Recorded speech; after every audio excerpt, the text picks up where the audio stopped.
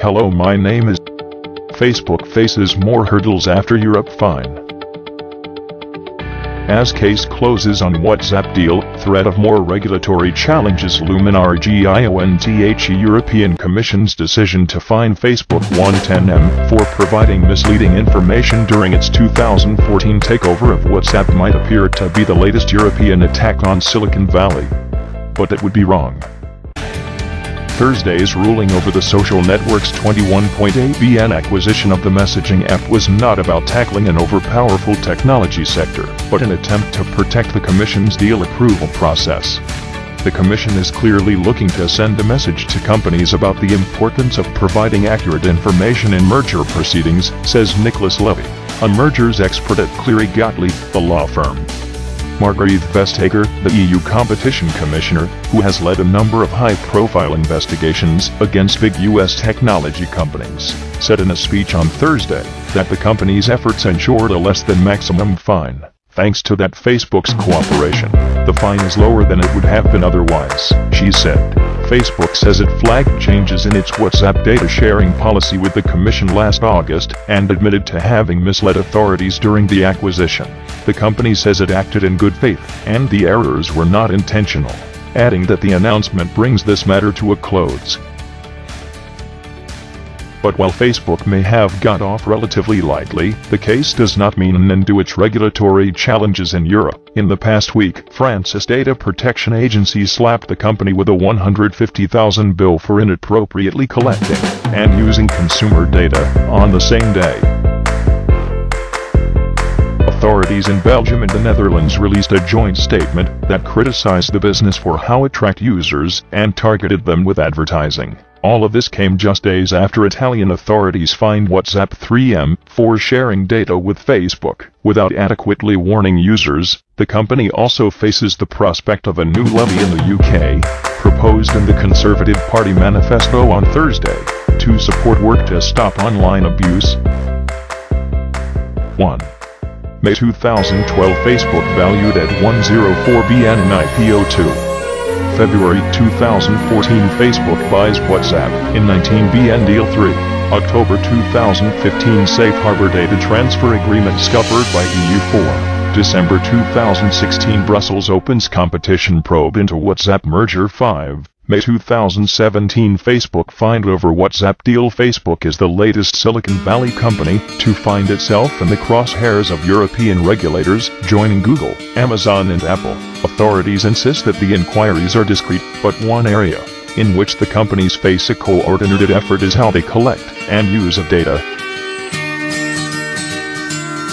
This is the battle Brussels is pondering, and it has two lines of attack: data protection and competition policy.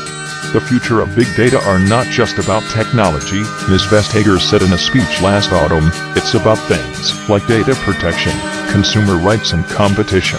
Things that give people confidence that big data won't harm them. If we want big data to fulfill its promise, then we need to enforce the rules effectively. Phil Lee, a data protection specialist at Field Fisher, the law firm, the tension between European privacy norms and the business models of Facebook and Google means that regulators and big US technology groups are heading for a showdown. Europe has a sense that Silicon Valley companies are not fully engaging with data protection in the way they would like, he says. The EU has the strictest privacy rules of any major market, and data protection agencies take an expansive view of their authority. Although the social network has its main headquarters in Ireland, it has offices that sell advertising in countries across the bloc. France, Germany, the Netherlands and Belgium say this gives them free rein to oversee and even fine the US group. Facebook disputes this view, saying that only Ireland should oversee its data policies. The second line of attack from Brussels is less concrete than the data privacy concerns, as competition authorities are coming to grips with how to regulate competition in markets without prices, where people exchange their data for free services. The competition rules weren't written with big data in mind, but the issues that concern us haven't changed, Mrs. Vestager says. Most of the time these companies are now powerful not because of assets, but because of the data they have, says Jan-Philipp Albrecht, a Green MEP who oversaw the introduction of the EU's new data protection rules known as GDPR. If you use legally obtained data for market abuse, or for discrimination of consumers, then this should be taken into account by competition law. Delving into Facebook's data practices would not be unexpected for European antitrust authorities. Bundeskartellamt, Germany's antitrust agency, is conducting a closely watched investigation into whether the social network abused its market power by infringing data protection rules. And Facebook has to worry about more than just regulators. European consumers are also awakening to their privacy rights, and will soon have the right to demand damages. In 2012, Max Schrems, a 24-year-old Austrian law student, launched a series of cases against Facebook for invading his privacy through its aggressive data collection practices. His case led to the European Court of Justice striking down the Safe Harbor Agreement, used by several large U.S. companies to transfer data between Europe and the U.S. Mr. Schrems has also filed a class action suit on behalf of 25,000 Facebook users for the company's privacy violations, for which he is claiming up to 12.5 M. Under GDPR, you will have the right to claim emotional damages for any violation of privacy law, says Mr. Schrems. So if Facebook merges your data with WhatsApp, you can go after them for damages. Imagine if billions of users ask for 500 each. It will be a whole different ballgame. Internet companies have so far remained largely unregulated because their services have not been mainstream enough to catch the attention of politicians, he adds. Now, it is a reality in all sectors of the economy, so it has to be regulated like everything else, he says. Europe started off with soft-touch regulation, but none of that worked. So they are moving into lawmaking.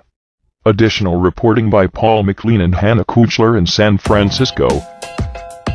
Trouble in court for social network. October 2015, the European Court of Justice rules that the 15-year-old Safe Harbor Agreement that allowed companies to transfer data to the U.S. is invalid based on cases filed by Austrian law student Max Schrems against Facebook for violating his privacy rights. February 2016, German court fines Facebook 100,000 for not adequately informing users how content they posted would be used. March 2016, German competition authority opens probe into whether Facebook abused its marketing power by infringing data protection rules. June 2016, Facebook wins an appeal in Belgium against a court ruling that said it inappropriately collected digital information on users and non-users. September 2016, Hamburg Data Protection Commissioner orders Facebook to stop storing data of German WhatsApp users. December 2016, European Commissioner opens probe into whether Facebook misled it during its 2014 acquisition of WhatsApp. May 2017, French Data Protection Agency fines Facebook 150,000 over how it collects and uses consumer data. Italy fines WhatsApp 3M for sharing data with its parent group. Thanks for watching video.